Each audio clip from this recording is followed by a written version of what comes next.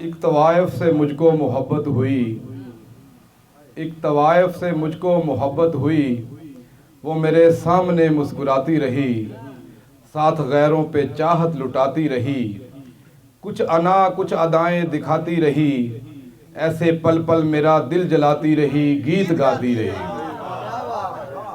अश्क बनकर मैं आंखों से बहता रहा, उसके बख्शे हुए दर्द सहता रहा और कहता रहा, तेरे बिन मेरा एक पल गुजारा नहीं, बिन तेरे मेरा कोई सहारा नहीं, तेरे होते कोई भी गवारा नहीं, यूं किसी को कभी भी पुकारा नहीं। मुझसे कहने लगी एक दिन वो हंसी, इश्क मर जाएगा सिर्फ तुम ही नहीं, मैं तवायफ हूँ मन मेल थोड़ी हूँ मैं, लुत्फ हूँ इश्क का खेल थोड़ी हूँ मैं,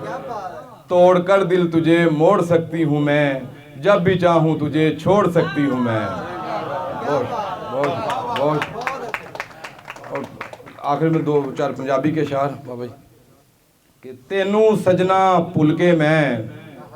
तेनू सजना भुल के मैं, मर जावांगा रुल के मैं, अज मैं ओनू कुछ नहीं कहना, अज बोलांगा खुल के मैं, अज मैं ओनू कुछ नहीं कहना, अज बोलांगा खुल के मैं, अपने आप च इकट्ठा होया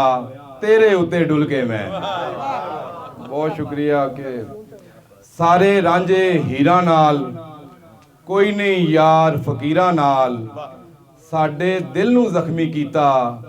ओने खुंडिया तीरा नाल, एवें सानू सुटना सजना,